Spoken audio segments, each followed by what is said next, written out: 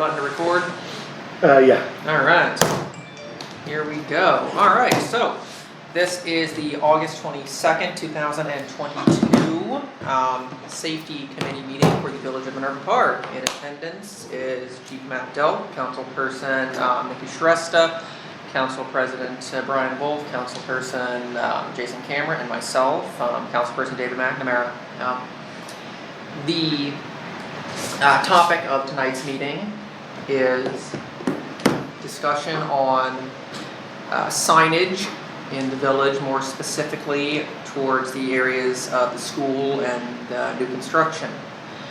So I don't know how many people were linked in on this email, but in about July there was a call to a burglary, I believe it was, that was complicated by less than optimally visible address markings. I believe it took place on third shift. Officer Foran, I believe, was when it wrote it. And anyway, they had some problems with that, finding the correct address. I asked for, the administrative assistant Barb to, she sent me a list of a couple different estimates for signage throughout the village. I sent out today to everybody. And it seems that there are a few different options. So my long-term idea would have been something along the lines of, in new developments you have like those white splotches or those white bricks painted, or that white rectangle painted on the curb with like your address stenciled in. That'd be something I think would be beneficial in the future, but I'm not sure if that would be best done individually or with other road projects. So in the meantime, there are a couple different signage estimates sent out, and I wondered if anybody had a chance to have a look at those and just trying to, gauge the temperature of the room, how we feel about this project in general. Were the quotes that you sent out, were these for street numbers for houses in the village, or I didn't look at the quotes themselves. Yeah, that's the impression. They range from like 33-ish, 35-ish to like $18-ish per unit. So I remarked on which ones were the more economical in bulk. Yeah, I don't think that the village should be buying all these. Okay. I think the way to handle this, and we can confer with village council, is we can set code to set a standard and require people to meet that standard, right?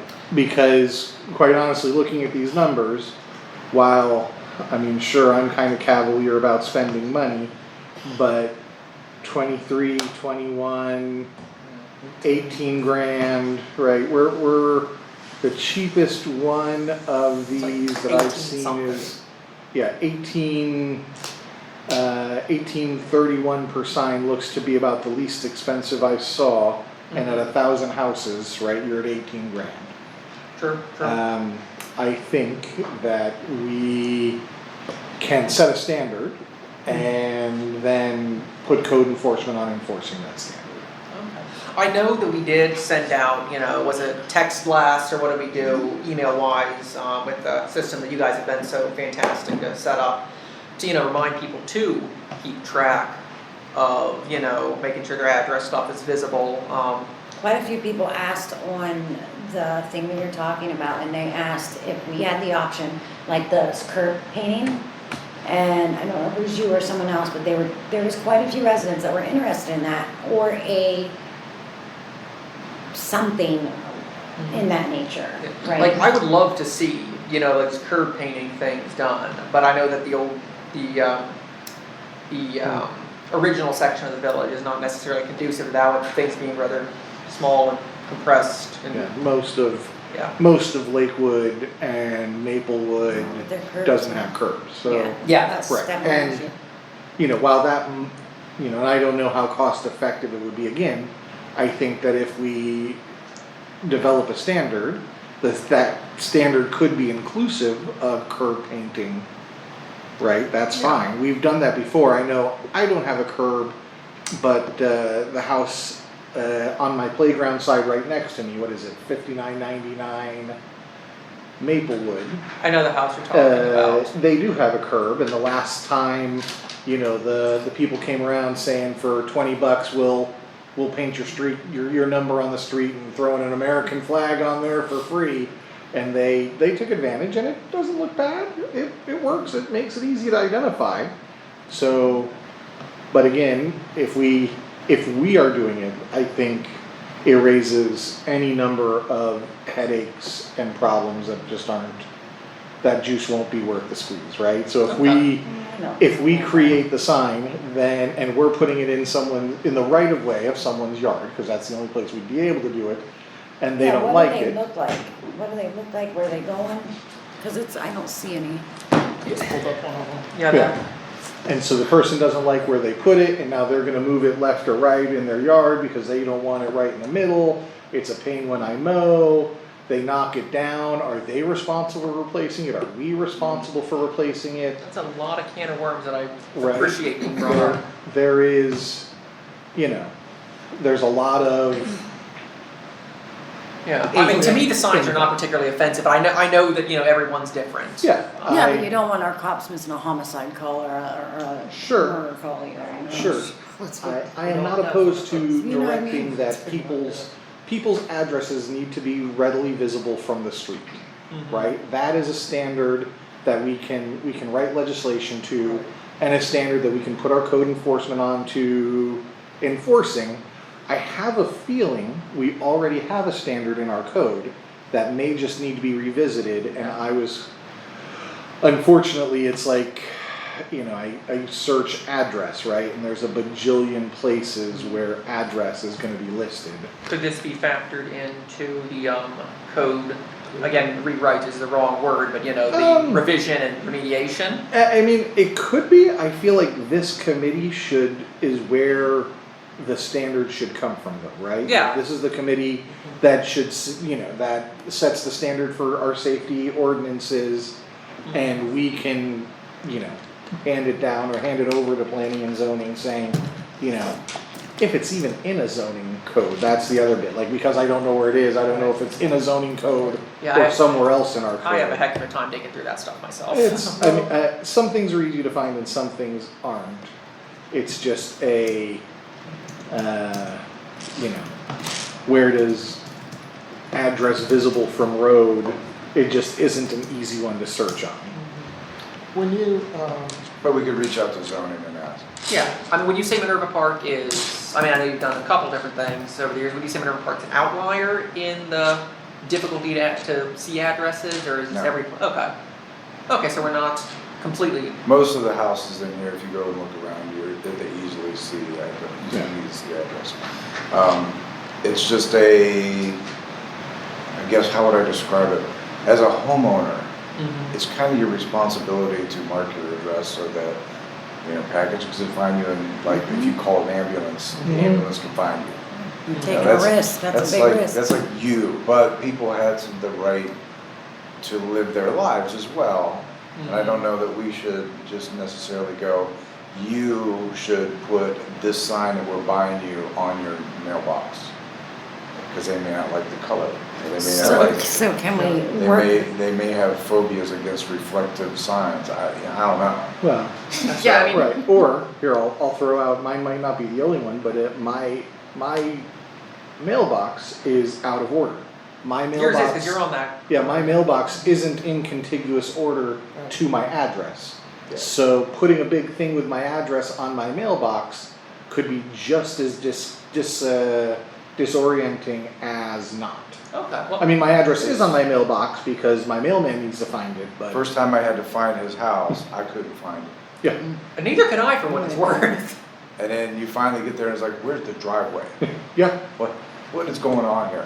It So- happens Again, all I Can can we see there are a announce lot it of- and work on the code and then give our residents, you know, while we were researching this, we found this option and this option, you know, that's cost effective, you know, that just, I mean, yeah, I absolutely agree that, you know, it should be the homeowner and property owner's responsibility to, you know, maintain that if not for emergency usage, for, you know, practical things like mail and package delivery. I completely agree.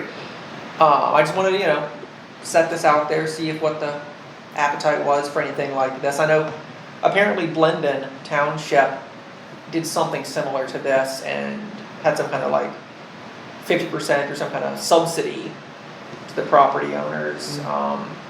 That seems to be, to borrow a phrase, I'm not sure about the, you know, juice being worth the squeeze there. I think that might depend on the standard that we adopt, right? So if we adopt a standard that is $20 an installation, maybe in order to encourage compliance, we say, okay, we will subsidize each installation by X amount, right? Knowing that that might be 10 grand on our dime, and you set it up so that people have to bring in their receipts and all that. So it's probably really more like 15 Do grand on that our or pay side for it because yourself, you Yeah. know what I mean? You could, That might encourage a maybe you lot of could people. find one of these companies that we could partner with and put a link on the site. Yeah, for sure. Maybe we can bulk order them and get a discount, say, hey, look, you know. Yeah, I believe that those were bulk discounts, the estimates sent out, but whether there's anything further, I don't know. We hadn't, like, obviously one of the, you The know, way I read it, it was for every 100 yeah, that was how I read it as well. in blocks of 100. Right, so if you don't, then it's more expensive. Yeah, it So would you be. could run a campaign and say, you know, if we get 100 people, this is what it's gonna cost. Order them for those, you know, get the payment, order them, distribute them. And then if they don't want it, they're paying their own, you know, they're paying extra. True. Yeah. So the way I'm reading it is, there doesn't seem to be a whole heck of a lot of appetite for, you know, standardizing, you know, putting this in, you know, every, you know, property. And I think you're on the right track. I think you need to check with zoning and see what actually exists already on the books. And then maybe just do a safety campaign to say, hey, you know. Yeah, because I have a feeling what's already on the book says 2 inches in a contrasting color. And this is just like, I know we've had this conversation before, so I am reasonably certain that the current code is that your house numbers have to be at least 2 inches tall, in a contrasting color, and it might even indicate that they need to be lit or reflective. But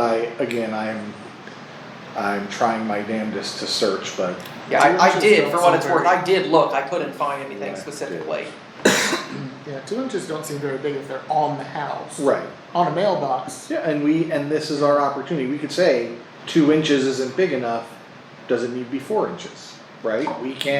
That's part of the conversation we could have, that it needs to be, or we could set a standard depending on how far it is from the road. It needs to be an apparent from the road and set some standard there, right? I mean, there's all kinds of ways we can skin the cat, but this is the group that should be sharpening the knives to finish out the metaphor.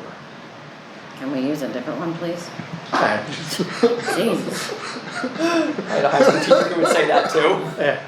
Out of all the metaphors, that's one you chose.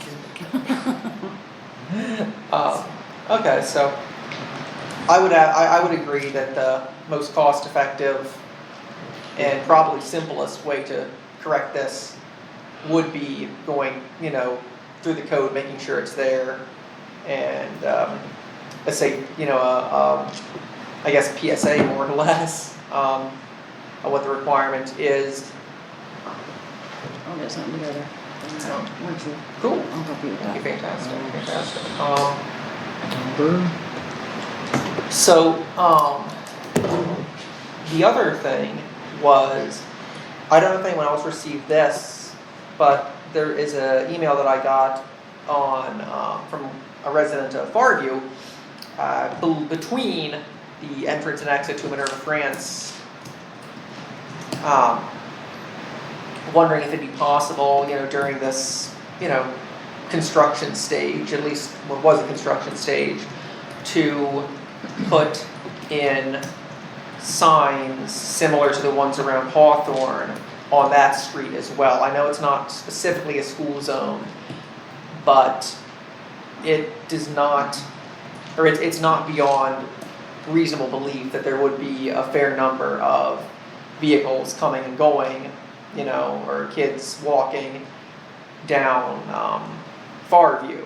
And the ask was for some of those signs that have, you know, like the speed limit this, your speed this. I sent out, I believe I had one website I found that had those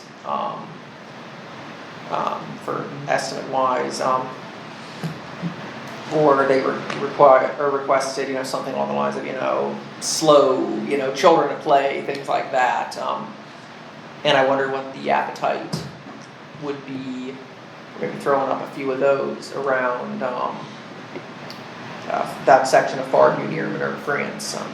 I know it was a question I asked in one of our council meetings once, before the school was done. I don't remember anything coming of that. Is there? Not in a malicious No, sense. So, is there any evidence in the world that it exists that says that they're actually effective? Do they actually slow people down? Because I can tell you. Well, we could take the stop signs out too, but I mean, Well, but the purpose of a stop sign is it's a traffic control, right? And if Right. someone is witnessed not stopping for a stop sign, we can ticket them, right, but right? So- I'm just going by your concept, if it don't work, But then we we can can do ticket it. them if they're going over the. I'm on the fence more of better be safe, you know, rather safe than sorry. I mean, I think we can afford a couple signs if it keeps a couple kids safe. Yeah, I mean, the slow down children, little yellow signs are not cost prohibitive in any stretch of the imagination. $40. Yeah, if Yeah. that, Yeah, those kinds of signs, I think are, you know, I don't believe that it's been marked school zone. We should look and see if we can mark it school zone between Yeah, because the speed Yeah. limit as it the is primary 25. entrance and that Exit. secondary exit on Farview. I was kind of I don't know what surprised that the it rules wasn't. are for marking school zone, but my sense is that should be, right? Yeah. That would also help, right? Because Yeah. marking it school zone also brings additional penalty to speeding and unsafe driving Yeah. and that kind of stuff. If I understand those kinds of codes correctly, right, that's useful. I think Yeah. one of the radar signs that says you are going this fast, I can tell you at least up into my 30s, that was usually a challenge. I don't So- deny that myself, but yes, it's. Oh. I still don't like that there's no, at the car exit, there's nothing that says it's an exit only, there's no signs on the, you know, there's just nothing there that indicates that that's a one-way street. And I don't even think there's a stop sign there. I for drove them. by there today and I didn't see one either. I don't think there's one at all, and my concern is that without a stop sign and without, I know people ignore those white stripes on the ground, but I still think it's a trigger that says, hey, there's a sidewalk coming up, or there's yeah, pedestrian potential Yeah. here. So all of that signage you're just talking about, we should talk to the school district and they should be installing all of that. Right? It's their one-way road. Right, That they should be indicating to people, this is not an entrance, right. right? So we should get I think we with should. Eric probably, who's the one who is our liaison with Westerville, and have him suggest that, yes, sir. Are you the liaison? So all the signs that you just described are on order, Well, Oh, there we go. fantastic! awesome. so they just haven't come in yet. Oh, All right. Well, that- The Well, there we school go. was hoping to have those up before the Okay. first day of school. However, the signage just hasn't arrived. can you let me run my mouth that That's what I was gonna say. Sometimes I'd it's, like to have like the say your piece. Well, thank He wants to you. come You're right, in. I do, thank you so much. It's your meeting and you're the chair, so. I did see a full school bus go in that car exit. And we've also discussed making that a left turn only at certain hours. Like, so when the kids are being dropped off and picked up, instead of having them come back down and having that choke point where all the Mm. vehicles converge at the entrance, just have them go left and come around the other side through Okay. Black Sycamore. interesting. So, Hmm. it's a work in progress. The parents learn very quickly. So, pickup has always been worse than drop off because they trickle in for drop off, Mhm. but they all show up at the same time for pickup. So during specific hours, say like, I don't know, 3 to 4 or 2 to 4, make that left turn only coming out, and then they just go around the block, and it's just 2 right turns and you're back where you started. So, but it relieves that pressure on that entrance because we've had the backup there. And their system is, yeah, there's no easy way to handle parent pickup. And I've gone around and looked at other schools, and it's just everywhere with parent pickup. It's like, please, for the love of God, just let your kid ride the bus. Everything would be so much smoother. Yeah. But 3 or 4 buses, um, done. but they pick up, they want to come in and pick up their kids, so they line up, they start lining up before school's out. And then there's somebody with a walkie-talkie that says, send out Susie, Susie's dad's here. And then they go around and then Susie comes out and gets in the car. So, Are they individual now? That's crazy. I mean, I only graduated high school in 2011, but we all used to go out at the same time. I guess it's different if it's a middle school, but still. Yeah, well, it's an elementary. Well, yeah. So, That too. They still just ejected us in groups back then, though. That was only the late 90s. Anyway. I remember that the walkers and the parent pickups all left like 15 minutes before the rest of us. They all left the school and we were all sitting in there lined up waiting to go get on the buses. They make the announcement that, walkers and parent pickup, go ahead, come out. And all stood there and Okay. Well, that's just fantastic news that all that stuff's coming. That's. What grades are at the different schools? Or what's over at Hawthorne? 1 through Is 5th. K through 5 it- at Hawthorne, K through at 5. K through 5 at Minerva, France. Both are K through 5. Yeah, and then the middle school will be 6 through 8. So are there, and I don't have any kids obviously, but would there be a kid at one of them and another kid at the other? Or are both of them in the same? Shouldn't be. what do you mean by one kid? Like if they had a second grader and a 5th grader, could the 2nd grader be at Hawthorne No, and the they- 5th grader it's be at? zoned, they- it's zoned by your residence. Okay. I mean, they could be because Westerville is an open enrollment city, so in that, like, someone would have to make a choice to do that, right? They would have to say, I want my kid not at their home school, which for most of Minerva Park is Minerva, France. They would have to say, I want Bobby to go to Hawthorne, Okay. and yeah, So They for could've sure, done like, and they could. Based Could've, on like yeah. if there was a If teacher they had a there or teacher something there. like that. if last year they went to Hawthorne Yeah. and the changing to the new school was gonna be like extremely traumatic. Yeah, they were Then you really, go, really you know looking what, I'll forward just to the enroll you at teacher. Hawthorne. I'm just thinking, But Are we if I'm a getting- 'cause I know parent, that I would they- still probably put my other kid at Hawthorne too. right, Yeah, Just for convenience, but they get out at different times, right? One Yes. starts early, so there's potential that someone's picking up a child at 1 And then and driving. driving over and sitting driving over and to Hawthorne and waiting. getting the other one. Yeah, because they're off by how long? 30 minutes? Yeah, something like that. alright, so, 1280.02, every building must display its assigned postal street number clearly. Now we have to see what it says about that. Sorry, I just finally got to the right section. No, that's good. I couldn't find it, so I appreciate that you have been able to. No sign shall be placed in the public right of way except for those properties, blah, blah, blah, size. But I think now we're getting more into business signs. I'll keep looking. I wonder if next time there's any big road project, we could factor that in to the creation of curbs where applicable and stencil that in. I don't know, make that a part of the project. So in the past, what I've seen is that I'm finding somebody comes in, gets a seemingly soldier's relevant permit. things. and then goes around like some college kid and paints those curbs for people. Mhm. That's what I've seen in the past. Yeah. You know, and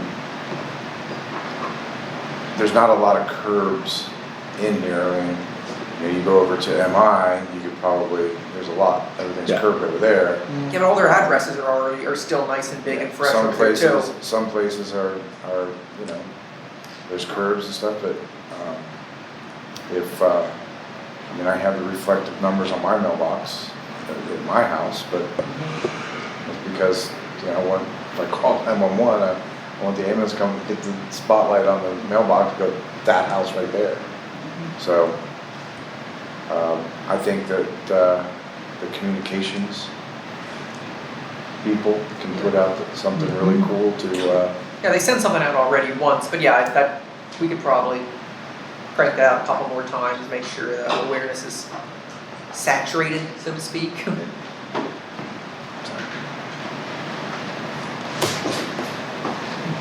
I'm just psyched to know all that stuff's coming. Pretty Yeah. cool. Yep, it's fantastic. Mm.